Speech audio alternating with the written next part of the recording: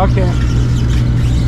Well, I'm Nick Jerkovich, a commercial fisherman from the city of Gig Harbor. From as long as I could remember, that's what I've done. I've just fished everywhere that I can in the west coast of the United States to as far north as Dutch Harbor, Alaska. So this is really all I've ever done, and it's really all I've ever known, is how to catch fish and where to find them and what to do when you finally do get them, for sure. So my family's always been commercial fishermen. My dad, my uncles, all of my relatives, my godfather, everyone that I know has always fished, always commercial fished. And that's really, that's all our family's ever done. That's what we did, and that's being that we have 4 generations now and a 5th generation coming, not to know if they'll fish or not to know if they'll even be fishing by the time he gets big enough or old enough, or they, the girls even. Whether they fish or not, that's going to be hard to see, because things have changed so fast I would say in the last 25, 30 years, that the possibility of them fishing may not be real. But I do know that they're going to see it, and they're going to understand it, and they're going to have a choice of what they want to do, whether it be anything, I guess. The option's always going to be available, for sure. So, but tell me about your mom and dad. Well, like I said, what were their names? Where did they come from? My mom was Pat Strand. She was from Tacoma, Washington, the North End, and my dad obviously was from right here where we sit in Gig Harbor, and they met in the, I guess must have been the mid 40s or 50s, because I know they met before 51, because that's when I was born. So my grandfather was a policeman in Tacoma for years, retired policeman when he finally quit.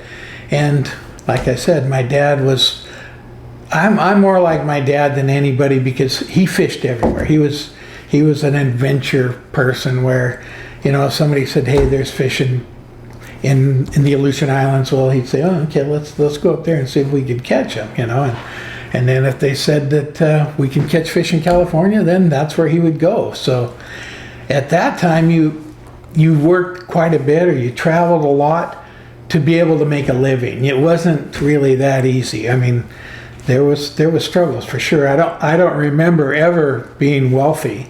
I probably remember more being poor than anything else. But it wasn't that we ever went without, it's just that we never probably had a lot of extra. But I know my dad always worked, even as a pipe fitter or a plumber at sometimes during the winter when there was no fishing. So, he was always busy. And my mom was only, and I shouldn't say only, she was a homemaker. That's what she did. With myself and 2 sisters, she stayed home and took care of the house and the family. And because being a fisherman, you're gone quite a bit. You might be gone half the year, maybe not all at once, maybe a month here and a month there, but you're gone a lot. So the women were pretty strong, because they had to balance family and do stuff without money and take care of the house and pay bills, and sometimes they were doing it all by themselves, just like a single mother. And I think probably in the 60s and 70s, there wasn't as many single parents as there is today. Obviously, that was probably a hardship, but my mom was tough, and she could do it. Tell me about your Croatian roots. Recently, or in the last 10 years, we went back to Croatia. My wife and I traveled back to Croatia and through Europe to look at our roots and to see where my grandparents came from. The city of Metkovich was my grandfather's home base, and my grandma was from a castle, and she was from the island of Mlit, which now is a state park in Croatia. So we went back there to look and see, and it was it was different, you know. I mean, their life is pretty simple. Even 10 years ago, it seemed like it was simple. You know, there's not a lot of hustle bustle. Now they're kind of devoting a lot of their industry to, I think, tourism. And seeing that, you know, I guess the men, it seemed like when we were there that the women were working and the men were just doing not much. I'm thinking, okay, well, this might not be such a bad place to retire. You know, the men at 1 o'clock in the afternoon would stop and have a glass of wine. The women would just keep working. Later on in the evening, they have a highball. It seemed like, you know, they had it kind of figured out. But maybe I was at the wrong place, or I didn't actually see what reality was there, because I'm sure people had to work. But we did go to see where they came from, and there wasn't a lot of history left of our family there, you know, because they had all migrated or immigrated to America, and so there wasn't much left. Some of the harbor families, some of my friends, actually still have relatives and property in different places in Croatia. And it's interesting, they can go back and actually see the homes that they were in. We never were able to do that, but it was interesting. And like I say, it's, you know, a lot of the things that you see here, you know, a funny story was that we hear a lot of swear words, you know, on the boats. You would hear swear words, and you'd hear different Yugoslavian words, or Croatian words, I guess I should say. And when we were there, we got to make friends with a lot of different people. Really, you know, they were pretty friendly. But I tried all the words that I had learned at a youth, and no one even knew one thing I was saying. They said everything that I was talking about was slang, you know, and it was, you know, there was like, at once in a while, my grandpa would call me a boozdo.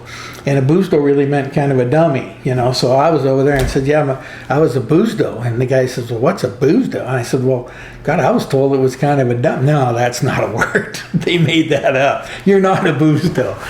Anyhow, it was fun and interesting for sure. And that's what we did then. But to get back to my early years, I went to Peninsula High School right here in Gig Harbor. I graduated. I was young in my class because I had a summer birthday, but every summer we would go fishing. We would go commercial fishing with my family. When I was born in 51, and in 64, I went fishing with my grandfather. I was actually being paid as part of the crew. I was running a skiff at that time. And I was young. And, you know, I think I might have made $2,500 or $3,000 at 11 or 12 years old when I was a kid. And that was like $1 million. I mean, I figure I was pretty much done for. I could retire. But then the next year, my dad called me to go to Alaska. He was in Alaska and somebody quit. So I ended up going to Alaska in 64. And that was the time during the Vietnam draft. And I was in process, I was leaving here and going to Alaska. And the lottery was, and we had talked about this, and the lottery was, and I was getting ready to go to Tacoma Community College to be 2S, so I wouldn't have to go into Vietnam. And then as people that of that time realized that when they went to the lottery, there was no deferments. You got called, you had to go drop whatever you're doing. Well, when my number became 341, so I was 15 from the best number you could possibly get, then I immediately became 1A because I wanted to get my year of draft eligibility done so I wouldn't have to go. But that was during the process of going from here to Alaska that I found out my number. When I got there, it was posted in the paper. And so then I kind of knew that I didn't have to go to college and I could keep fishing. So at that time, I just kept fishing from there on out. Luckily enough, my grandpa could let me fish with him. I fished with my Uncle Tommy. I fished with my dad probably 65, 67, 68, 69, 70, I think 71, 72. And then in 73, I decided, okay, you know, I've done this enough. I was 73, I was 22 years old. I should be able to do this myself. So I'd had a little experience because one guy in Gig Harbor had got sick and I was up there, and rather than tie their boat up, they asked me at 18 years old to come over and run their boat while they went home or went into the hospital for a little bit of whatever it was, what was wrong with them. So I ran a seiner for a couple of weeks. And so I knew I could do it. It's not rocket science by any means, but then in 72, I decided I'd go gill netting. And I didn't realize, I had gill netted for years. I've owned a couple of gill netters and gill netted in Washington.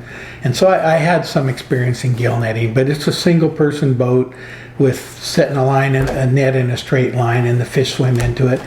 And we had to leave from here and go to Alaska. A lot of traveling, a lot of cooking for yourself, a lot of navigating. And at that time, I had just got married, and my wife was working at the bank.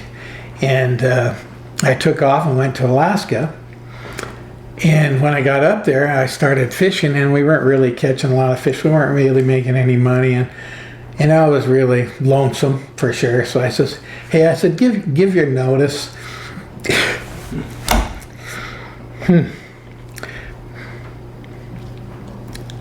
Yeah.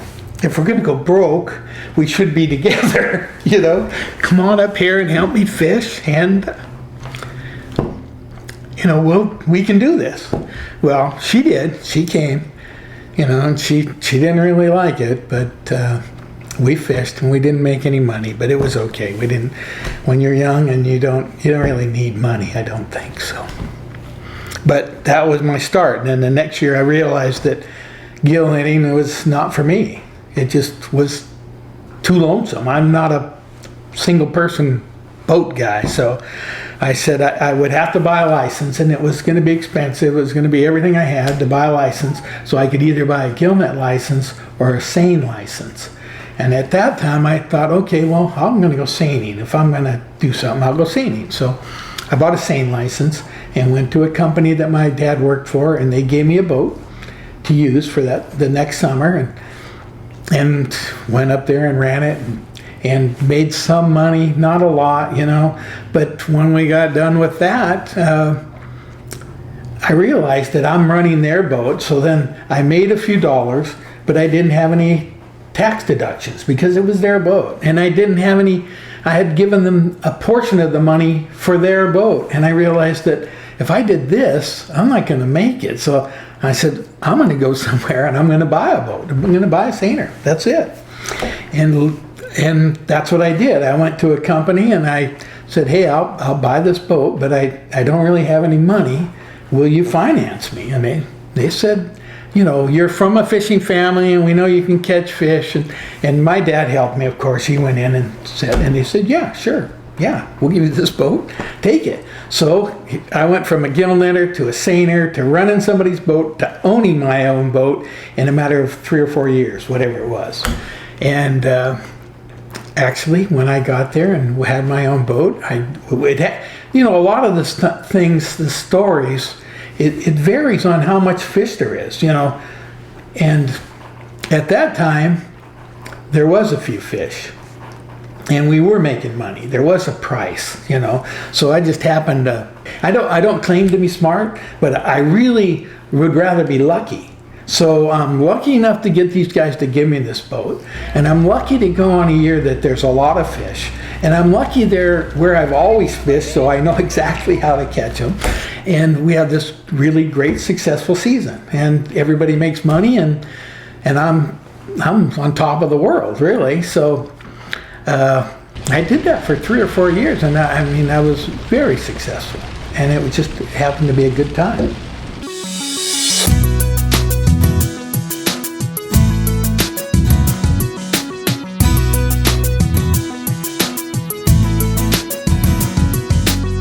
I was fortunate enough to be there on a good season with a good price and a lot of fish, and so we made money, and we did that 2 or 3 years in a row.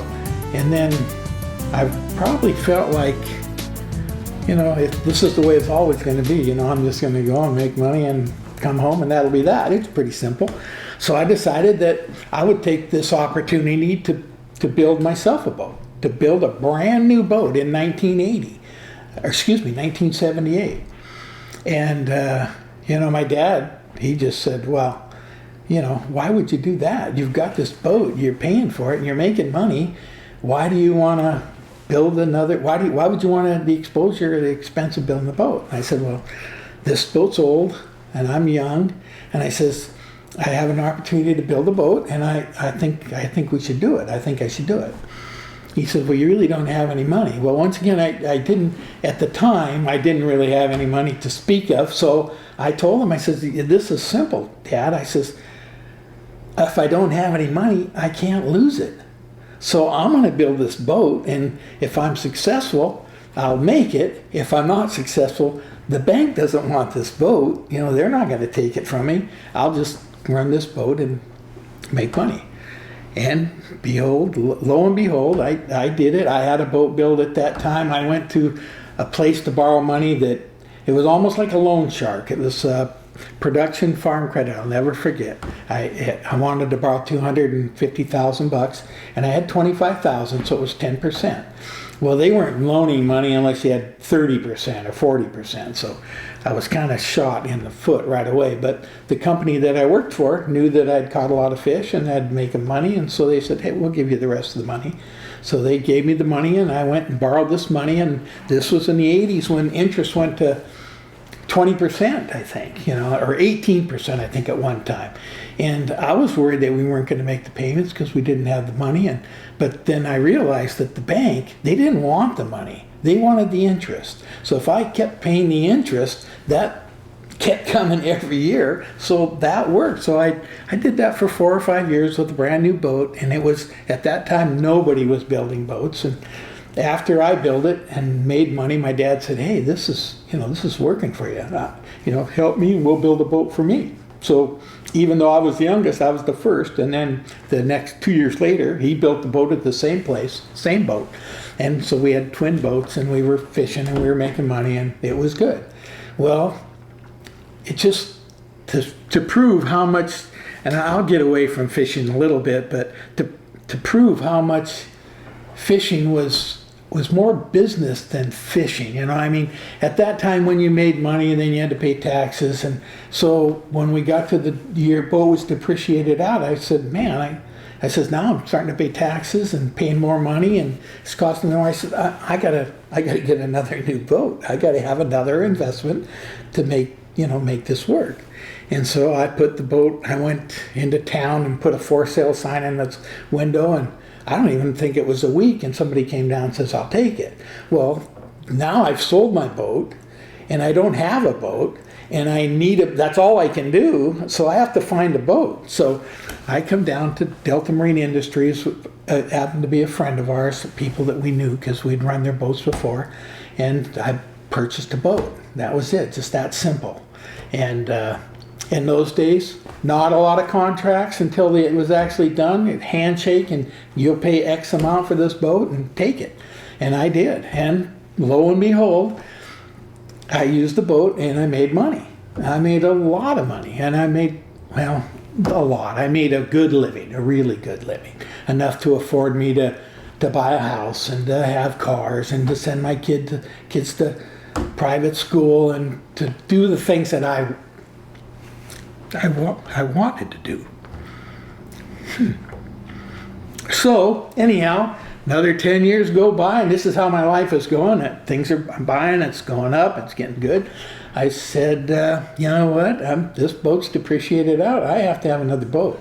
And lo and behold, we're in a slump. I mean, fishing's horrible. And so this guy that has a lot of money had built this boat for a large sum of money, and he fooled around on his wife, and he ended up getting a divorce. And it was sad for that family. But the fact was, his sadness was my happiness, because she forced him to sell it. And I just happened to be standing there with a whole bunch of money that he needed. And so anyhow, during this divorce, I walked up and I offered this guy a kind of a low ball offer, because that's all the money I had, and he took it. And I was shocked, but good fortune. I was lucky. And then after that, I kept that boat. That's 30 years ago, And I'm still using that boat to this day, even though I've bought probably 5 other boats in that time that I've given to different people that work for me. My sons both had boats at different times. And so I watch for deals and I look for opportunities and I try to make myself ready to buy when the opportunity comes. You know, I am a good saver. No, I'm a terrible saver. My wife is an awesome saver. So what I lack in ability to save money or to think forward, I gain that with my wife. So anyhow, being part of a fishing family, she learned how to do all that, and she had worked at a bank, so she knew how to manipulate numbers to make it so I looked good. So we were fortunate enough to buy different boats at different times, and every time we bought them, we've done repair work and stuff, to just like people do in houses. We used our abilities to do the work to improve the boats, to get more value, and then to sell off. And it has worked for sure. But as I got older, I realized working on boats was hard. Fishing to me was easy.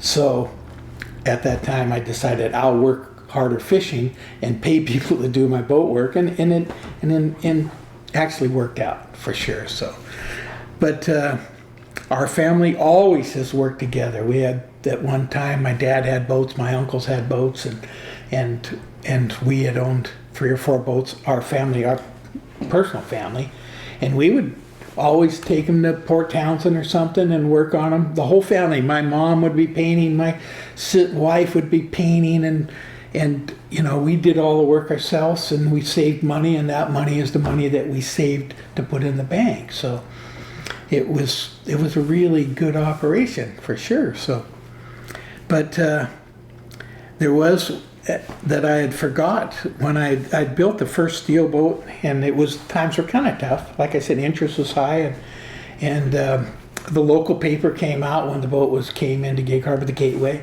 and they said, "Well, what are you going to do, Nick? I mean, fishing's not really great right now. It's kind of on the downturn." And I said, where we're fishing, it's okay. We're making money.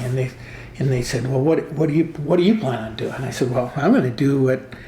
And that, of course, again, in 1980, I was only 28 years old, I guess, 29. I said, "I'm going to retire."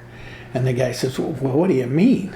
You got a lot of money, though." And I said, "Well, I'm going to retire. I'm going to do what I want to do when I want to do it, and I'm only going to do it when I need to do it, and that's all. I'm just going to keep fishing. So if I don't want to fish, then I can stop. And if I do want to fish, then I can do it."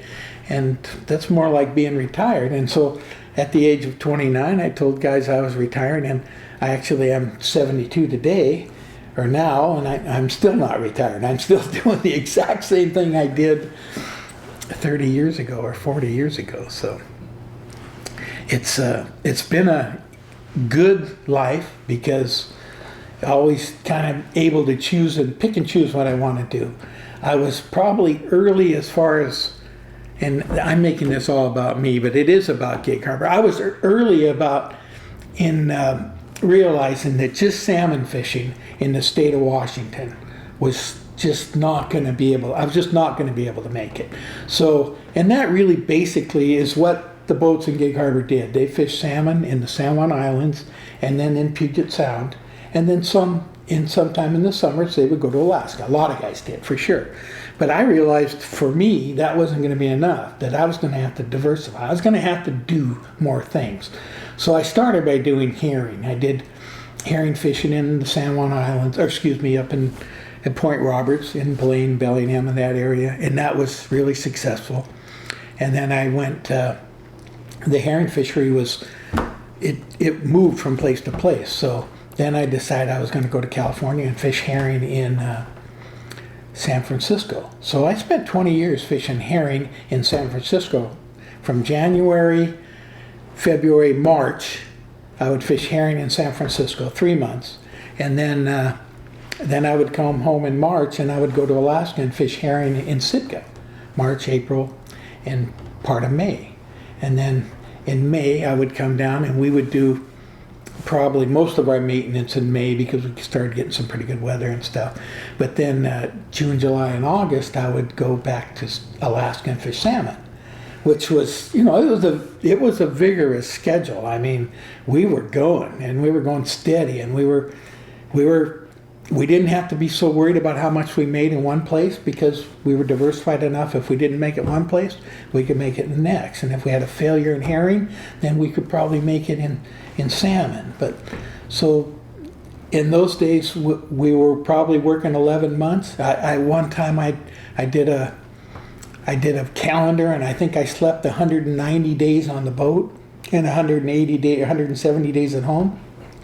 So I was gone 50% of the time, but at that time we were making money. So it was really probably a hard thing to do then. Now as I get older, I could really pick and choose. We've given up Sitka. When herring died in California and San Francisco, we moved another 200 miles or 300 miles south and started fishing squid. And it just so happened that we fished squid when it was in its infancy, which was really good because there was 125 guys fishing, and they realized that that was too many. So they were going to have to eliminate some guys. But we had been there long enough that we weren't going to get eliminated. They went to a limited entry system, which would allow 75 guys to fish, get licenses or permits, as they call them. So we happened to be one of the 75. So we went from going to California to fish herring to go to California to fish squid. And squid turned out to be another really lucrative fishery. So as per luck, because herring fell off and we just wanted to work, we really were just, all we were looking for is opportunity. If we could work, then we know we can make money. And so we went to fish squid, and lo and behold, it was good. And we've actually, since 96, so that's 2006 to almost the last 20 years, we've been fishing squid. And in the process, we bought a permit. We built another couple of boats to do squid because squid was lucrative. And so we're still doing squid to this day. But we did sometimes for fun, like last year we went to Alaska for 2 months to fish salmon. And it was not so much it's really more to just keep busy and keep everybody employed and try to give everybody a chance to make more money so they can get ahead. It wasn't to get rich by any stretch of the imagination. It wasn't because we wanted to work more. It was because we saw an opportunity again and realized that's what we have to do to be successful. So I know I've said this, but diversifying probably was the thing that actually saved it. We even went halibut fishing once. We went herring fishing up all the way into Dutch Harbor. We went herring fishing in Dutch Harbor. We went salmon fishing out in the Aleutians. We went herring fishing in Cook Inlet. We went to a place called Togiak, which is above the chain. We went up there and fished herring. We tried that.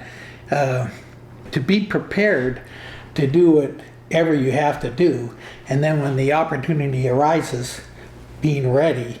That's probably been the only real secret, and obviously it's not a secret, but it's my secret, because if there's an opportunity, if there's something that I could do that has to do with fishing, and I feel that I could be successful at it, I'm going to be ready to do it. And in that process, I have to have a lot of licenses, permits, and I have to have a net for every one of the fisheries that I do. I have like 16 nets that I store in a warehouse that I have out in Kitsap County.